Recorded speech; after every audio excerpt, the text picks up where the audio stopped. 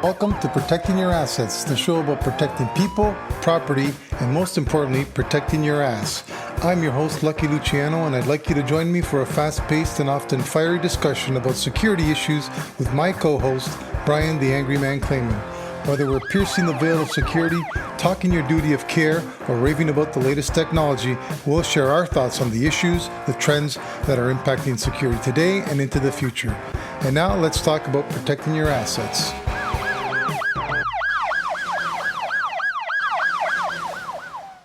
Hello and welcome to Protecting Your Assets. I am Lucky Luciano, and on the other side of the mic is Brian the Angry Man Claman.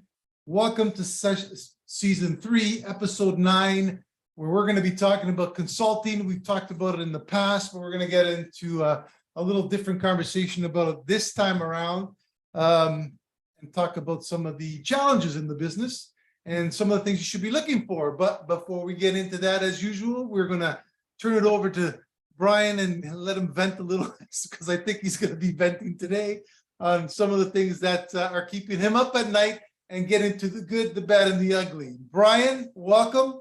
Well, thank you. First of all, I want to talk about the bad.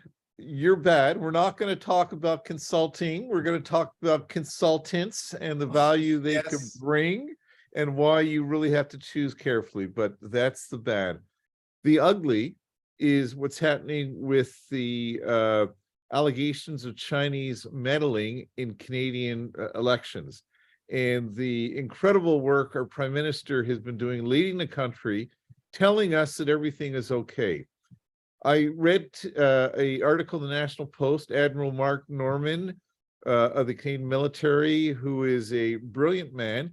He was second in charge of the Canadian military until he found his demise at the hands of the Liberal government, but that's a whole other story.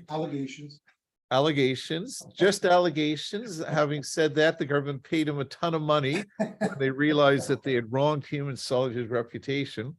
But basically what he said was, or the position I took is, why would we believe Admiral Norman or CSIS or the intelligence community when they tell us that they're concerned with foreign actors getting involved in Canadian elections and Canadian politics, when our Prime Minister tells us everything is okay?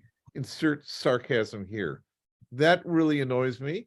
We have a world-class professional intelligence community here in Canada.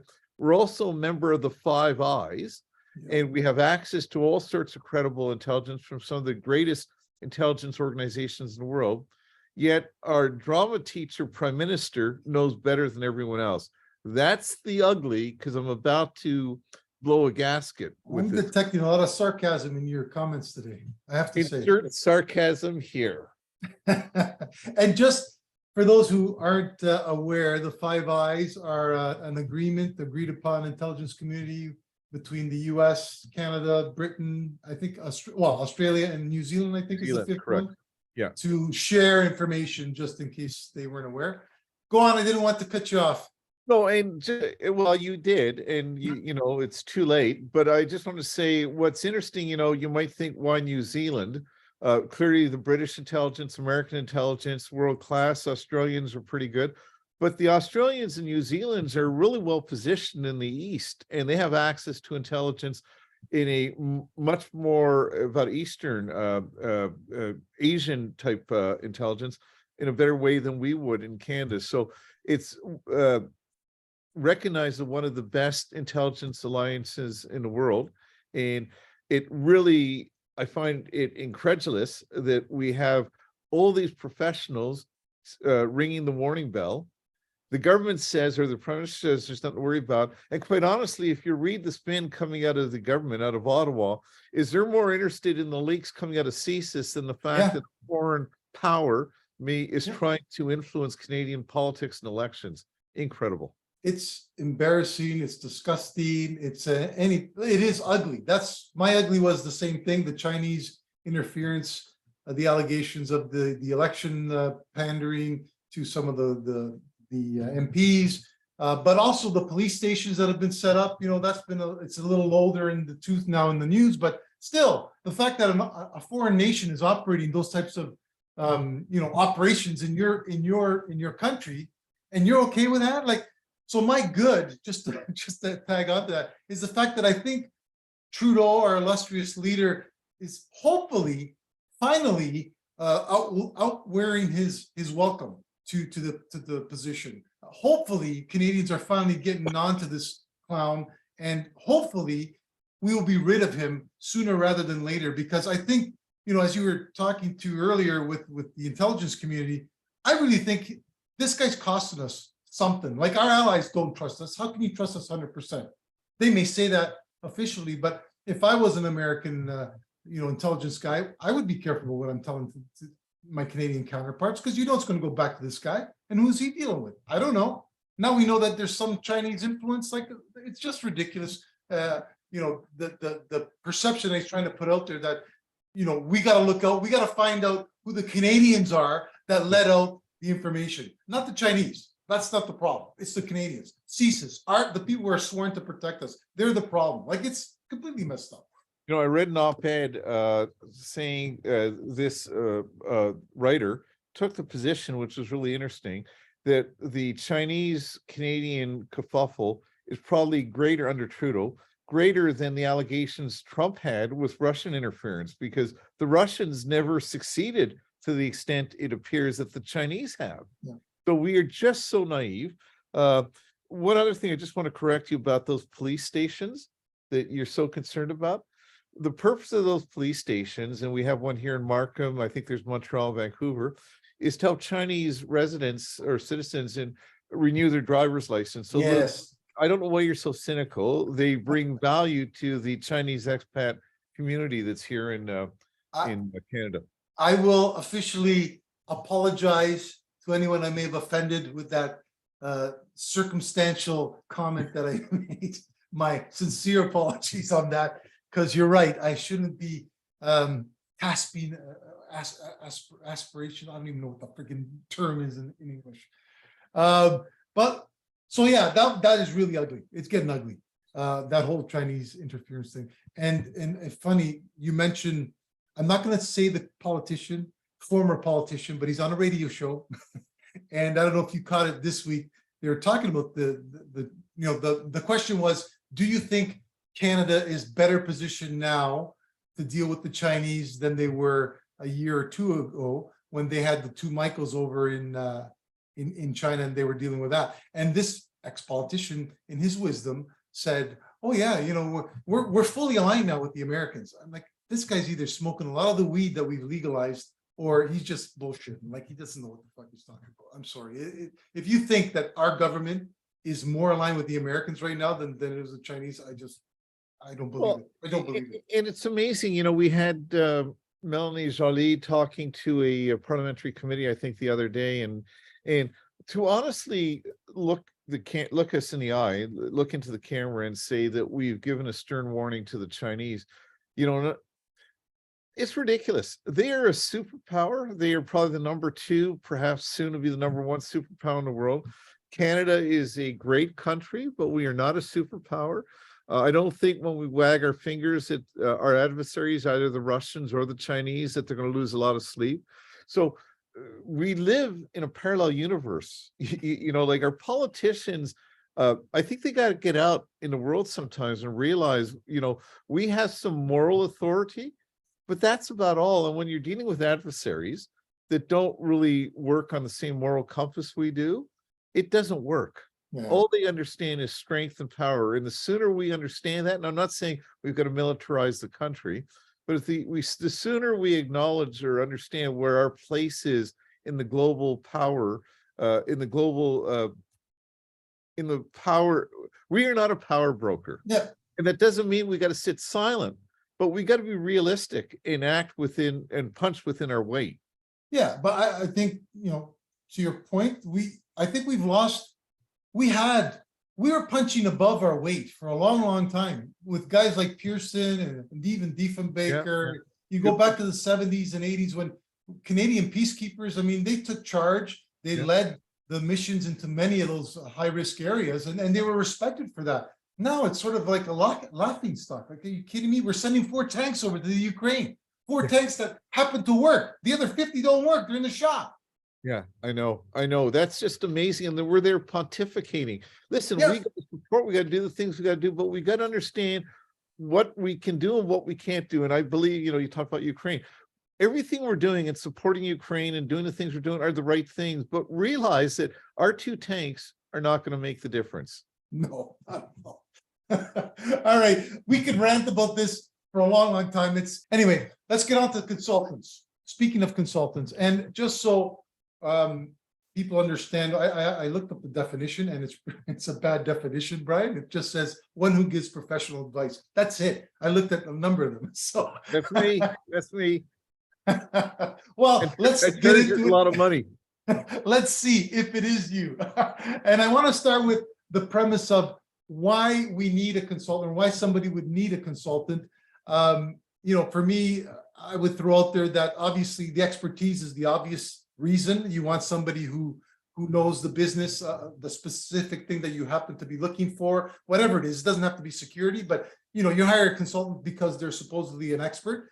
And we can debate some of that as we get into this. But I think the other important reason is that they provide, a lot of times they give you that third-party arm's length assessment or input in terms of what you want to do. And I think that's important for companies, especially when you get into compliance issues and things like that, to have a consultant who can come in and say, he's got no skin in the game, or she doesn't have any skin in the game. They can give you an honest opinion in terms of what you want to do or what you're doing, and say you're either good or bad, or that type of discussion. Yeah, well, I think you hit it right. I mean, we talked about this before we started the podcast. A consultant is just providing information, and if he's a good consultant, if he's an ethical consultant, he's not selling product, he's not getting any kickbacks, he doesn't really care what you buy. He's selling you information. He's agnostic from a 50,000-foot level down. Different than a service provider that's selling a product or a service. So I think that's the fundamental difference. If I'm selling a car and I'm selling Hondas, I'm going to get you into a Honda. I can't tell you to buy a Nissan because I don't sell Nissans, and it's not my interest for you to buy a Nissan. As a consultant, I really don't care what camera system you get or what security guard company you retain, as long as they're meeting a certain standard and the consultant gives you information that the client may or may not know. There's really, in my experience, 2 types of clients out there. There's those that know, actually 3 types. There's those that know, there's those that think they know, and there's those that don't know. A consultant can bring maximum value to those that don't know. They don't have that expertise, so they hire or they rent out that expertise. Those that think they know, we could bring value to, but the problem with those type of clients is they think they know. They think they're better than the consultant. And really, I tell clients like that is, if you don't believe that I could bring you value, if you think you know better, and it's very possible you do, then don't waste your money on a consultant. So that's sort of the difference that I see between a consultant. We're a provider, we're a service provider. The service we're providing is information, different than the other traditional security service providers, which are either technology, manpower, cyber information. Yeah, but I wouldn't even consider those consultants. Let me put it this way: if I work for a technology company and I come to you and you approach me to give you advice on that, then I'm an expert on that technology. But I wouldn't consider myself a consultant. I consider myself a salesman. A consultant to me is somebody who's separate from, to your point, I don't sell a specific product. I talk about the idea and what the technology can do, and then you go out and source a provider that can deliver that for you. But I think that's an important distinction, because I think one way you really are a salesperson. If I'm working for that technology, to your point, I'm only going to tell you what that technology can deliver and what I can sell you. I'm not going to really talk to you about all the other things that you should be considering. Yeah, I mean, as consultant is just one part of that security risk management spectrum, okay? And each part is important, but it's important that the consumer or the person that uses consulting services or buys security risk management services understands that a person that sells guards, okay, they're in the business, they're a for-profit business, and they make their money by selling you guards. And if you call up and you say to company A that I need 10 guards, and company A comes down, and if they have the expertise to assess what your issues are, and they realize you don't really need 10 guards. What you need really is 5 cameras and maybe an access control system. That guard company isn't going to tell you, chances are that you don't need guards because they're in the business of selling guards. And that doesn't make them bad. What it means, though, is the people that are looking at services have to understand what each of the different types of service providers provide. And I must say, with consultants, my definition of consultants is a bit different than yours. In many I respects, got it out of the book. It's online. I didn't make it up. well, okay, well, the book is wrong yet once again. Okay, Webster's. Basically, the vast majority of consultants, it appears to me, are people that have lost their job and they now become consultants. Everyone that's unemployed is a consultant because it looks good on the resume. Yep. And I think it's really important when you're looking at people that are providing guards or people that are providing consultant services, is the guy providing guards working out of his mother's basement, or is he vested in the business? And is the consultant just in between jobs, or is that what he or she does? And I think that's an important distinction as well. So, yeah, you're getting into my next big chunk here, and it's what to look for when you're looking for those for your consultant. And so some of the things you've already touched on, but you obviously want the expertise in the area of what you're trying to achieve.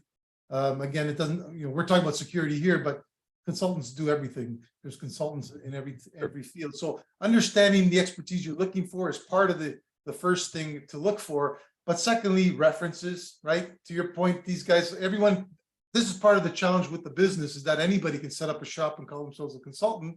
There's no real governing body that says, you are or you're not. So you got to check the references, you got to check their credentials, right? Do they really have the paperwork that, just like when you're applying for a job on a resume? Yeah. And how many people have lied on those things, right? We all know that they inflate some of their achievements. So you want to check their credentials. And those are the main three. But I think the other important aspects for looking for what you're looking for when you're looking for a consultant is, first of all, their style and their character. And are they able to deliver what you're asking them to deliver in a convincing fashion? Because at the end of the day, they got to sell that. You got to sell that to the higher ups that they know what they're talking about and that they can trust them. And then the other thing I'm going to throw back to you is, when you're looking for the consultant, as an, you are one, but what's the difference, or what's the preference, or what should be the underlying motivation to figure out, do I need a consultant who's an expert on a single issue, who knows it very well? Or is it better to have a consultant who could speak to a number of different things on a topic? So, and I'll give you an example. You talked about cameras. Do I need a consultant, usually, when we deal with some of those in the business, who are specific to access control or cameras? They know them inside and out, and they'll design and deliver you that system? Or is it better for me to approach someone more like yourself, who's a generalist, who can speak to each of the components at a higher level and build a better, more inclusive picture for you, if that makes sense?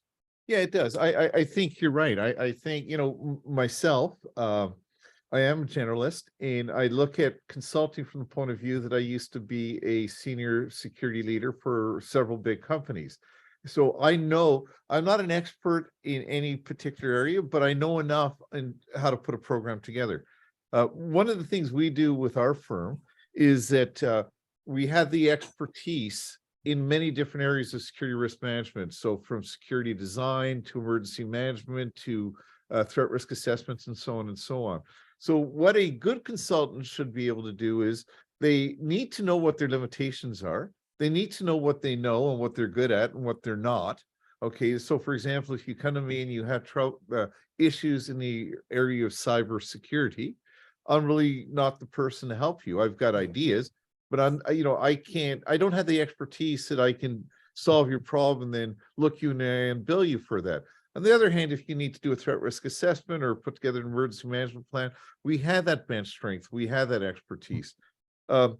In terms of the expertise a consultant needs, it depends what the client's looking for. Because again, I said the 3 types of clients: those that know, those that think they know, and those that don't know.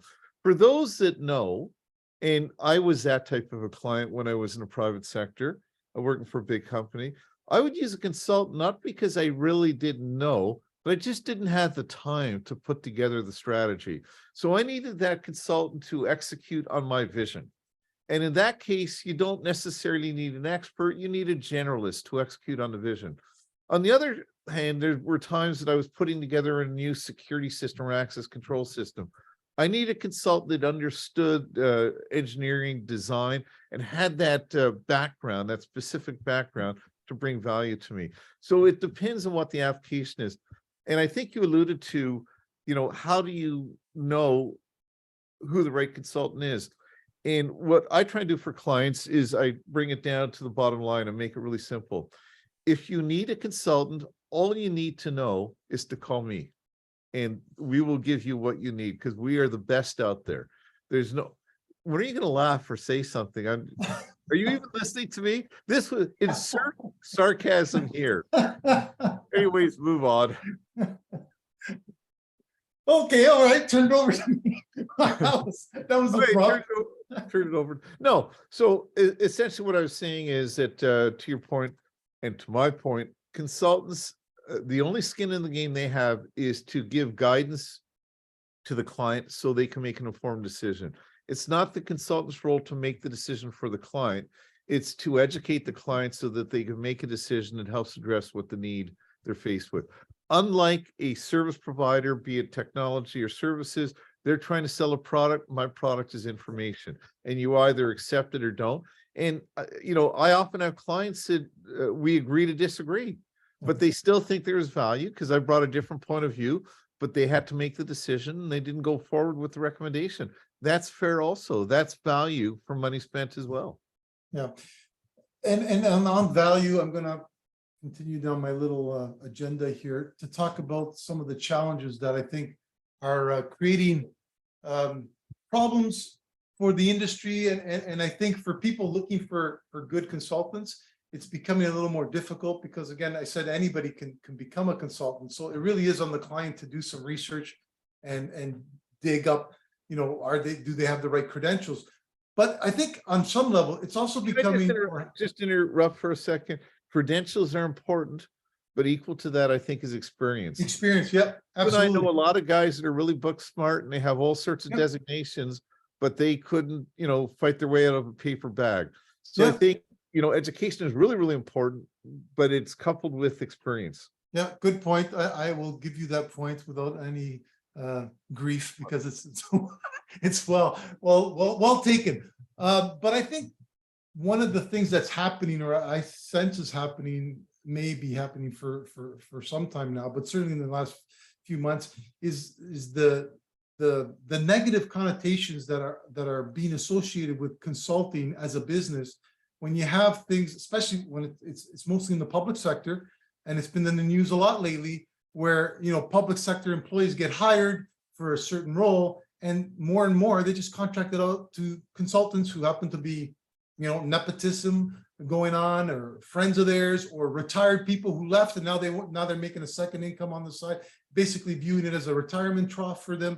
And we talk about, I think it's McKinsey, is that the one that the latest one with the federal Canadian government, where they got caught giving them like $100 million extra in overcharges and things like that? Yeah. Did you hear about that one? No, I'm not. Jesus Christ, I got to do some research while you're responding to the answer. I haven't heard about that one, but I have heard often about government with paying ridiculous amounts of money for consulting services that they're not going to do anything about. And there is always allegations or insinuations of nepotism and improper procurement. Well, I'm trying. Oh, here we are. Yeah, it's McKinsey contracts, right? So check it out. And that was all over the news last week because now there's allegations of overcharging. And I was reading everything on China, so I'm sorry I missed that. Oh my God, Jesus Christ! So there you are. You're a single issue expert. I'm looking at a bunch of things. But here's a large. I think they're top 3 in the world in terms of consulting firms out there, and making tons of money. Now they get caught with their pants down, and it just casts a negative connotation on the business, on the job. The value proposition for a consultant is, well, before I go back to that, when you were a VP of security for a large real estate company, and I too downtown, uh, based on my experience and your experience and our colleagues in the industry at senior levels, we didn't use consultants a lot because we did a lot of that stuff in-house, okay? But the value proposition of a consultant is that you can get someone with a particular area of expertise or experience and not have to hire him, pay him Yeah. for the whole year. You just pay as you go type thing. That's really where the value is. Yeah. The example you gave where we had that big consulting firm come in to do that risk assessment, that was completely unnecessary. That was just a game of optics. And it truly was a political play at some very high levels in the city. The report they got from this consulting company, which was one of the largest in the world, because it had their signature, had value more so than had you written it or I wrote it. And quite honestly, our internal assessments were a lot more robust than what they provided. Yeah. Yeah, and it's not, and that's one example of many. I remember we had another high-end friggin' consulting firm come in because of their connections at the higher levels of the company, brought in to do threat risk assessments on all our buildings. And our initial meeting, the guy first of all, the guy didn't work for them. They're usually subcontracted, right? Those big organizations do not have security professionals in-house full-time. They contract guys like you and me to do the work. Yeah. And they don't even do a good job of that because this guy sat down at the table, spent more time telling me about all his escapades in Afghanistan and all these high-risk areas, didn't do any work in terms of our buildings and what he was there to do. Like he had no freaking clue. And so I can't imagine how much they were paying him, but just another example of poor research, poor background checks, poor understanding of what you were hiring them there to do. And basically, just to your point, get those initials, those names on the paper to say, hey, we've reviewed it. That's our opinion. I think it's important, and this often is missed. Okay, a consultant is not going to do the work for you. The consultant's role is to sort of get the information out of you and put it in a format that you can utilize and bring value. So case in point, I go into a company to help them with an RFP, let's say, or if I go into a company to do a threat risk assessment, I need them to tell me what their pain points are, what their experiences are, what they're concerned about. Because if we don't have that dialogue, okay, I can't provide value to them at the end of the day. So a lot of clients really look to a consultant and say, do this for me, I've got a problem, but I don't have time to work with you. You're not going to get value or maximum value at the end of the day, because I can tell you what I think, but no one knows your business better than you. And that was in the example you've given with a lot of these large companies, and the story you just talked about, the consultant telling you about the stuff he did around the world in Afghanistan, is the consultants are really not ferreting the information out of the information sources and then massaging it into a finished product that's going to address the need. It goes back to what I said earlier, that there are all types of consultants. And really, you had said there's no regulatory oversight of consultants. So literally anyone can say they're a consultant, get a website, and they're a consultant. It's a buyer beware universe. But you've got to, not only make sure they got the training, the experience, and the credentials, you've got to look at what they've done and how they've done it. And you've got to assess early on in the mandate, okay, what value, what are they bringing to the table? And that's another point, leads to another point I wanted to bring up. It is really, really important, both for the consultant and for the client, to have a very, very descriptive contract or an agreement. Yeah. One of the things that we do is when we deal with a client, if the client doesn't know exactly what they want, a consultant's job is to manage expectation and the client's expectation. And we clearly articulate what the deliverables are. And we go down into minuscule proportions of what we're going to do and what we're not going to do. Because in that way, there's not going to be any misunderstanding at the end of the mandate. And we might say, we're clearly going to say what's in scope and what's out of scope. Most clients, it amazes me when they enter into contracts, it just says, you will provide consulting services, or you'll provide security guards, or you will give me an access control system. But there's no definition in terms of what it is that you're getting for that $50,000 or $25,000 or $100,000. So it really truly is a buyer beware market. And I would tell consumers of consulting services, look at the agreement or look at the proposal that you get from the consultant. That's going to tell you a lot about what the finished product is going to look like. Is it just about sending an invoice, or is there real value for the money? And are you going to be able to demonstrate or know exactly what it is that you're paying for at the end of the assignment? Yeah, and that's not necessarily reflected in a 300-page report either. Like that shouldn't be your barometer of a good work. It could be a 300-page useless piece of paper that gets stored and never looked at again. Those to me were the worst. Like, well, I had told you about this. We just did a big project which resulted in I think a 250-page report. Yeah. However, there was an 8-page executive summary, and that's all the client needed. Everything else was just the background, or it was the documentation in case we get into trouble or the client got into trouble down the road. It really was, we developed a strategy. We told them what they had to do to move from a future state, the current state of disruption to a future state where security risk is properly managed. We gave them strategic recommendations. We gave them more granular recommendations or area recommendations. The hundreds of pages, the analysis was really to back up everything else. So you're right. A lot of consultants at the end of the day are going to either give you 300 pages and say, look what I did for you. Or on the other hand, the example we talked about earlier, give you a 2-page PowerPoint and say, here's your report and give me $100,000 for the work. Yeah. It really is, you've got to know what you're looking for and you got to make sure you can measure that you're getting it. It's really managing expectations. They have to manage us, so I know the parameter. The consultant has to manage the client. And I've learned from a lot of good consultants and people I respect. And with deliverables, they also put what's excluded. And often when you have that discussion during a proposal phase, you realize, well, that shouldn't be excluded. I need that. You say, okay, then we'll factor that into the proposal. So it really comes back to, like, it's the same mindset as doing an RFP for any other service.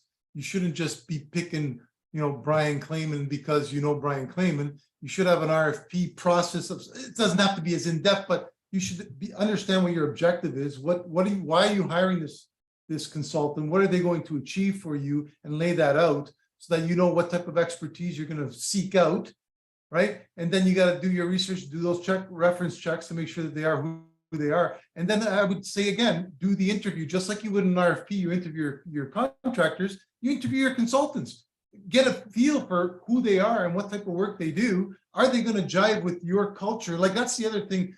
Just because you're a consultant doesn't mean that you're going to work well with that particular company. Depends. Each consultant has their own personality, just like contractors have their own personality.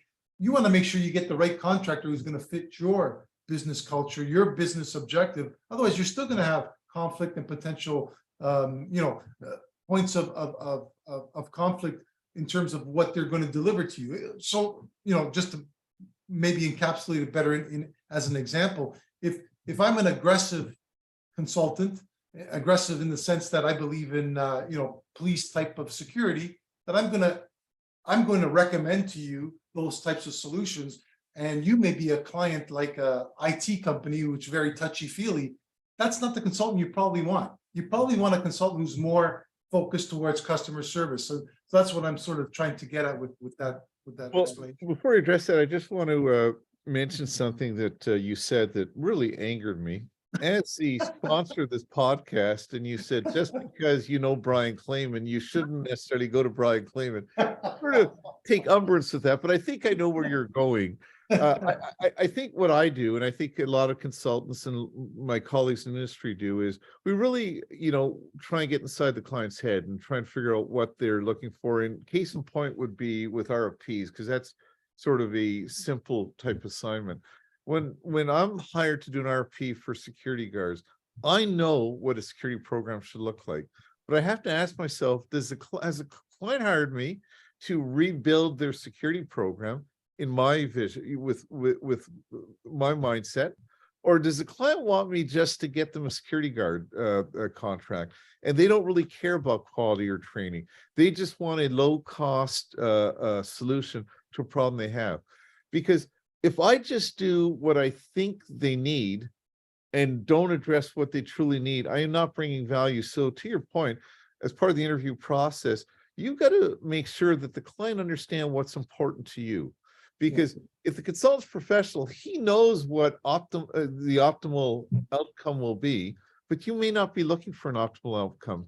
Like if you came to me and I'm selling cars and you say you want a real luxurious car, and I'll put you into a Bentley or into a Porsche, but I realize, no, you want the top of the line Nissan. I don't bring you value if I tell you need a Bentley, because you only wanted a Nissan. You didn't want the entry level, you wanted the top. Same thing with the consultant. There's got to be that connection, and there's got to be honest discussion. I am just amazed so many times when I start a project with a client and they just say, yeah, just tell us what we need, or do a threat risk assessment. Yeah. And they don't understand what that entails. And I've learned the hard way that I do the project, and they say, well, that's not what I was looking for. And quite honestly, in those cases, it was my fault, because I didn't clearly walk them through the process. And you learn over time. You know, people don't know what they don't know. I don't know about marketing.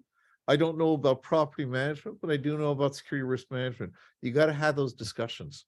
Yeah, and I know, like you mentioned, the client needs to know, but the consultant, just as much, you've got to find the consultant, to your point, is honest and transparent, because too many of them also do exactly what you're talking about, where it's like, what does the client want? And they'll just give them whatever they want to keep the business or to get the business, but they're not doing them any service or, you know, justice by catering to what they think they want. Like, part of your job as the consultant is to say you're wrong. Like, that's not the way you got to go. You got to go this way. I but think there's not a lot of them willing to do that. I think that's important, because you're right. People, you know, we're all in business to make money. You know, we all have bills to pay, but the value a consultant brings is not to say, yes, you're right when you're wrong, to say, look, I don't think you're making the right decision. But as long as you understand that and you're willing to accept that risk, then I've done my job. You know, again, I think, you know, the client, we did a client, we gave them some strategic recommendations, and some of them they didn't agree with. And we said, it's okay to, we can agree to disagree, but we cannot sign off on the fact that you're not going to do a recommendation number one, unless you acknowledge that you understand the associated risk. That's the value a consultant is going to bring. It's not going to necessarily to validate your thoughts. It's not necessarily to agree 100% with you. It's that you're hiring him because you believe in his or her experience and you value their opinion. A consultant that is scared to give you their opinion and not willing to have a dialogue is not the consultant that you should be engaging. Yeah, good. That's an excellent point, and a good close to the session, because I think it encapsulates what we're trying to get at. That's an excellent point and a good way to end this session. I was going to go off on another tangent, but I've lost my thoughts, so I'm going to end it there, Brian, unless you've got anything else to say. But I think the important thing for me is you need to understand who you're hiring, because you just nailed it at the end. It's an opinion, right? Every consultant, it's like Clint Eastwood's movie, right? Opinions are like assholes. Everyone's got one. And the same thing are consultants. Depending on the one you hire, that's the opinion you're going to get. So make sure you do your homework, that they're going to, you know, they're the type of person, or they've got the view that you want, because what they produce is going to reflect that. And if you're hiring somebody who, again, I go back to that whole a soft consultant, more touchy-feely, that's what you're going to get. And if that's not what you're looking for, then you got to seek out the consultant that at least has the same, or shares the same, more aggressive or more proactive, or whatever it is that you're looking for. They have to align. Otherwise, you're going to get conflicting feedback or report response. Yeah, I'll just end off by saying a consultant is just one of many tools in the toolbox. The only, in an area of security risk management, again, as I said, you've got the consultant, you've got the service providers of technology and of manpower and all the things that make up the security risk management program. But the only thing I'd say, the consultant is no more important than any of the others, but the consultant is where the journey starts. Because if you don't know where you're going, you can't get there. And the consultant sort of sets the path so that the other experts, the other service providers, could come in and bring value. But unless you have a holistic, cohesive program, and that's really fundamentally what the consultant does, then you're not going to have a successful outcome. Yeah, he's like a quarterback or a coach. Yeah, yeah. I mean, the quarterback, quite honestly, without a quarterback, you're not going to win a Super Bowl. Yeah. You don't have the linebackers and you don't have the receivers, you're still not going to win it. So they're all important, but there's an order of magnitude. He calls the play. He tells That's you which right. way you're gonna go. Yes. Yeah, exactly. All right, cool. That's the end of that one. Well, we are looking at several potential guests for our next one. There is one coming up in the hopper, and it might be the next one. Jim Adamson from the Canada's 911 ride. He's the vice president of the Ontario ride. And the Canada's 911 ride is a charity that supports the families of fallen emergency service workers, children that have been the victim of violent crime, and also the Mikey Network, whose mission is to put public access defibrillators in public space across Canada to help save lives. So Jim's going to talk to us about the work the foundation does and how our listeners can help in this important endeavor. So if not the next podcast, one afterwards, Jim's going to join us. And we're working with several interesting guests for future podcasts. Yeah. We've got a call into Donald Trump's office. He hasn't got back to us yet. And we've got the Premier of China. I want to talk to him about what's happening here, but we still haven't gotten a call yet. But our producers are working on that. I worry about the Trump one because he doesn't say no to anybody. So if he doesn't come on our show, what does that tell? That's not good. The ratings aren't there. Joe Rogan has nothing to worry about. Is that what you're saying? But yeah, no, the 911 one should be good. It's a little different take because we're not going to be talking specifically about security, but it is, an offshoot of the business, and an important one because unfortunately the business that we're in, people get hurt. And things go south sometimes, and it's good to have organizations like the 911 ride helping those in need get back on their feet and live out life as best they can given the tragic circumstances that sometimes follow our industry. So with that, I'm going to sign off, and we'll talk to you guys in a couple of weeks. Have a good one, everyone. Stay safe. That concludes this podcast. We hope you enjoyed listening and will join us in a couple of weeks for our latest episode. Please remember to like and follow us on our sponsor's webpage, brianclayman.com, where you can leave us your comments and suggest topics you'd like to hear about in future episodes.